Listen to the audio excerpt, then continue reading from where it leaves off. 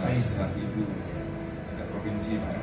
Walaupun 3 kabupaten karena fokusnya ke bahasa Gayo, ini kan sudah jadi tingkat provinsi levelnya. Dengan adanya festival bahasa ini, apalagi nanti itu mendongeng pun pakai bahasa Gayo, puisi pakai bahasa Gayo dan lain-lainnya, kami bersyukur sekali.